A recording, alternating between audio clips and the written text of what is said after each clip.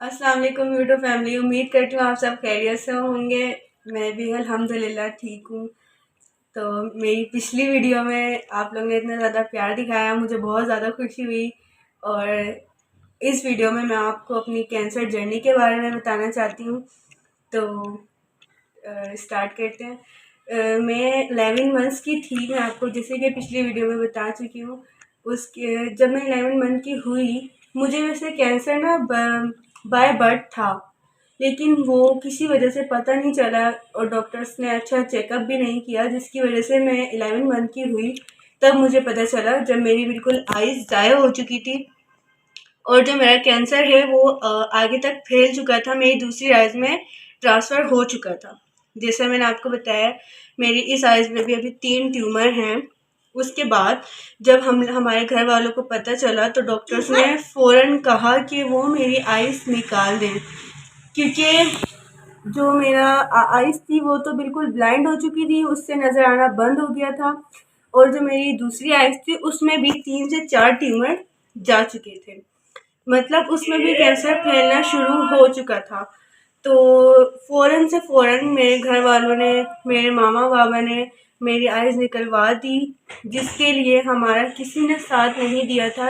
मेरी मामा बताती हैं कि ये बहुत मुश्किल मरहला था, क्योंकि मैं अपने घर की फ़र्स्ट बेबी हूँ और मेरी मामा की भी मैं फ़र्स्ट बेबी हूँ।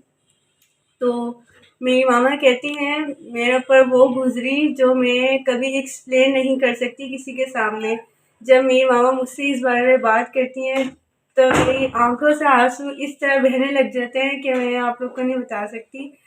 मुझे भी कुछ होता है कि यार ऐसा क्यों? लेकिन मैं अल्लाह ताला की शुक्रगुज़ार हूँ कि अल्लाह ताला ने मुझसे बस एक चीज़ ली है, अल्लाह ताला की दी हुई चीज़ों में से। लेकिन कुछ लोग ऐसे हैं जिनके पास बहुत कुछ नहीं होता, मेरे पास वो सब कुछ है। तो जब मेरी आइज़ निकाल दी, उसके बाद मेरी जो दूसरी आइज़ में जो ट्यूमर था उसको ख़त्म करने के लिए लेज़र ट्रीटमेंट शुरू किया गया। मुझे कीमोथेरेपी हुई। कीमोथेरेपी इतनी कोई हार्ड होती है कि मैं आपको बता नहीं सकती।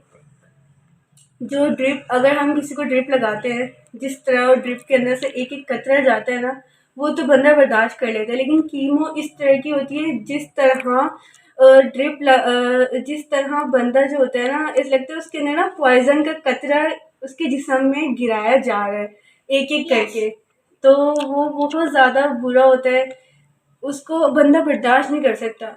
और उस कीमो के इतने ज़्यादा साइड इफ़ेक्ट्स हैं कि जो हमारे अंदर, जो हमारे जिस्म में अल्लाह ताला ने कुदरती चीज़ें पैदा करनी है, वो सारी बनना स्टॉप हो जाती हैं, क्योंकि उस दवाई की वजह से जो एक्शन हो रहा होता है उसका रिएक्शन भी तो होना है।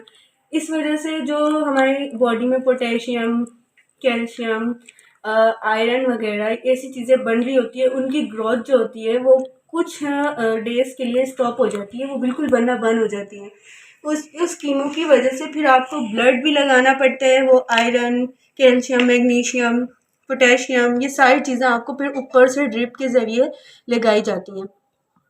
वो बहुत बुरा लम्हा होता है। और मैं जब छोटी थी तब तो मेरी मामा ने मुझे देखा।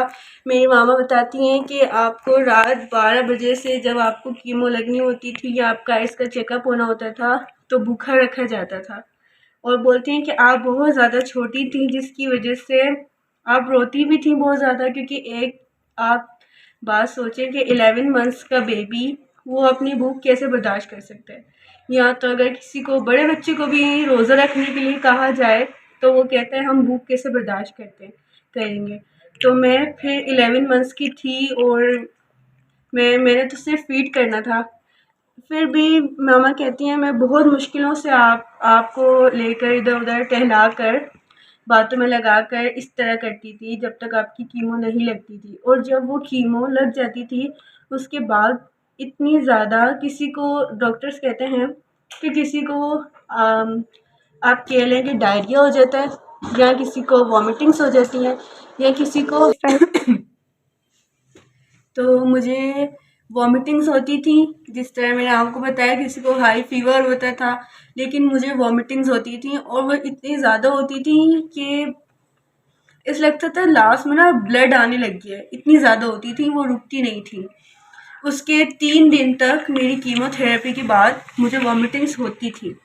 वो 3 दिन के बाद खुद ब खुद सही हो जाती थी, क्योंकि वो जो हम मुझे इतनी हार्ड दवाई लगी थी उसका रिएक्शन था। उसके बाद मेरी मामा कहती हैं कि आपके साथ जितनी भी लड़कियां लड़के थे जिनको कैंसर था, छोटे छोटे जो बच्चे थे, उन सबका इंतकाल हो गया।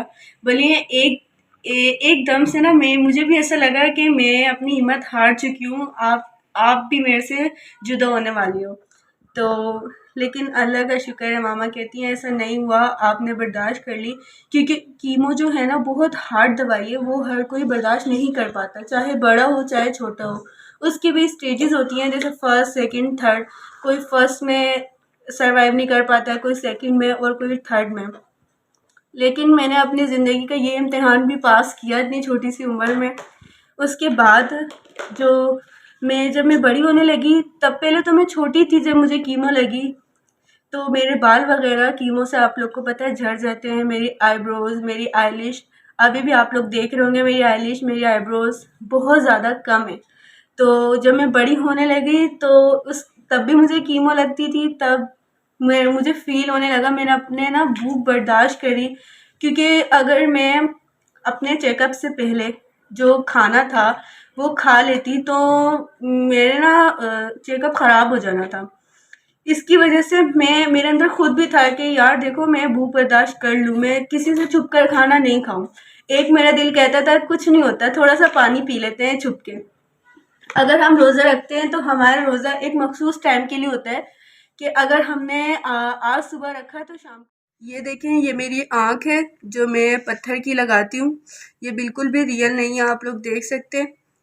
ये मैं इसलिए लगाती हूँ ताकि लोग बातें ना करें, क्योंकि लोग बहुत ज़्यादा बातें करते हैं। जब मैं अपने स्कूल जाती थी या मदरसे जाती थी तो बच्चे पूछते थे मेरे बारे में कि आपको ये क्या हुआ है, तो मुझे बहुत ज़्यादा गिल्टी फील होता था, क्योंकि मैं बच्ची थी और जब दूसरे बच्चे मुझसे इस तरह की बातें करते थे, इस वजह से मेरे मामा बाबा ने मुझे ये लगवाई, और ये नहीं लग रही थी।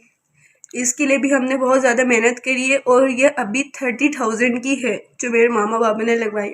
ये छोटी हो चुकी है, मुझे इसको चेंज करना है, लेकिन अभी चेंज करने के पैसे नहीं हैं, क्योंकि अब ज़्यादा महंगी हो चुकी है। जब पहले भी हमने लगाई थी तो ये कुछ डोनेशन थी हॉस्पिटल वालों की तरफ से, उसकी वजह से थी, और कुछ मेरे मामा बाबा ने पैसे जमा करके मुझे लगवाई थी। तो इस आइज़ में आप मेरी देख सकते हैं, इसके अंदर जो ये मेरा गोश्त लगा हुआ है, ये मेरी थाई से कट करके डॉक्टर्स ने लगाया, क्योंकि मेरी आइज़ के पीछे स्पेस नहीं था बिल्कुल भी जिससे ये रुक पाती। इसके आप ये देख सकते हैं, इसके लिए ये देख सकते हैं, इसके पीछे जो है ना स्पेस चाहिए था, मेरी आइज़ में बिल्कुल भी नहीं था, क्योंकि मेरी आइज़ का कनेक्शन बिल्कुल पीछे से कट चुका है। इसको हम लोग जो जैसे कोई आई डोनेट करते हैं वो भी नहीं लगा सकते, क्योंकि मेरा वो पीछे से सारे कनेक्शन, सारी वेंस वगैरह कट चुकी हैं। इस वजह से मेरे मामा बाबा और मुझे बहुत सारे जो डॉक्टर्स मिले वो फेक थे, उन्होंने हमसे बहुत ज़्यादा पैसा खाया। उन्हें ये भी एहसास नहीं हुआ कि मैं इस तरह से ऐसे लोगों के साथ इस तरह कर रहा हूँ।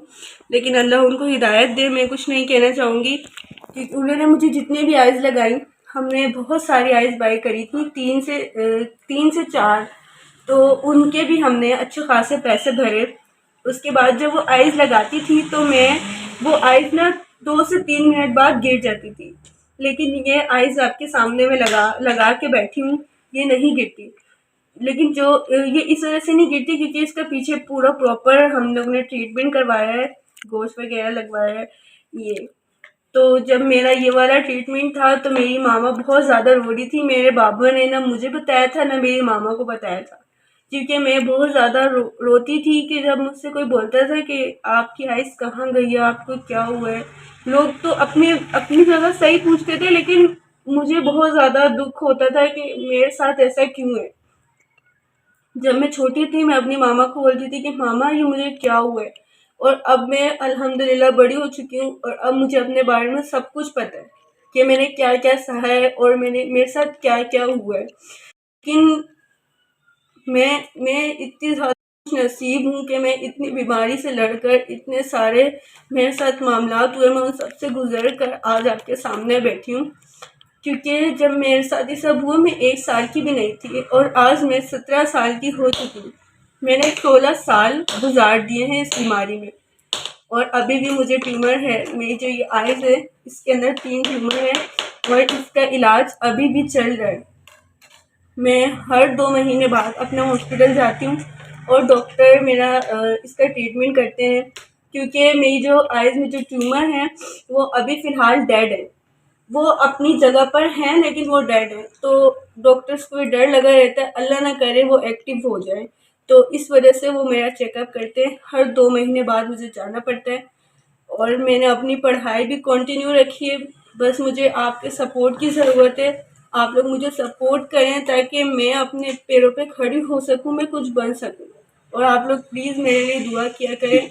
मुझे आप लोग से बहुत अच्छी उम्मीदें और आप लोग ने मेरी वीडियोस को इतना ज़्यादा प्यार दिखाया है, मैं आपको कैसे शुक्रिया अदा करूँ मुझे ये समझ नहीं आता। बाबा अभी मेरे बाबा को खुद फालिज हो चुका है, वो अभी भी मेरी बहुत ज़्यादा टेंशन लेते, क्योंकि मेरे को अब हॉस्पिटल भी लेके जाने वाला कोई नहीं है। तो मैं और मामा अकेले बस पे जाते हैं। बिल्कुल बहुत ज़्यादा मुझे बुरा लगता है, मुझे बाहर निकलना बिल्कुल भी नहीं पसंद, लेकिन जाना पड़ता है, मजबूरी है। मैं सोचती हूँ कि काश मेरा कोई भाई होता जिसके साथ मैं जाती मैं अपना हर काम करती। कभी मुझे कुछ खाने का दिल करेगा, या मैं ऐसे नहीं कहती कि मेरे पास पैसे नहीं है, कभी कभी ऐसा होता है नहीं होते, तो मैं बहुत ज़्यादा मिस करती हूँ अपने बाबा को कि वो बहुत कि उनकी ऐसी तबीयत हो गई है और वो जल्दी से ठीक हो जाए। हम लोग ने अपने बाबा का भी बहुत ज़्यादा इलाज करवाया है, लेकिन वो इससे ज़्यादा और नहीं कर सकते। हम जाने हर चीज़ का बहुत ज़्यादा में पेट में जाते हैं। मैं फिर से आती हूँ, मुझे दोबारा कोचिंग के लिए जाना पड़ता है। मैं बहुत से घर की लड़की हूँ, मेरा कोई इतना बड़ा घर नहीं है या मेरे पास कोई इतने पैसे नहीं है कि मैं अपने लिए कोई वैन लगा सकूँ, कुछ कर सकूँ। इस वजह से मुझे अकेले रक्षों में जाना पड़ता है। कभी कभी तो मुझे बहुत ज़्यादा डर लगता है, लेकिन मैं सोचती हूँ अगर मैं डर के बैठ जाऊँगी तो मेरे माँ बाप का सहारा कौन बनेगा, जिन्होंने मुझे यहाँ तक पहुँचाया है। तो मैं आप लोग से यही रिक्वेस्ट करूँगी कि आप लोग मुझे ज़्यादा से ज़्यादा सपोर्ट करें ताकि मेरी हेल्प हो सके। तो मिलते हैं नेक्स्ट वीडियो में, तब तक के लिए अल्लाह हाफिज़।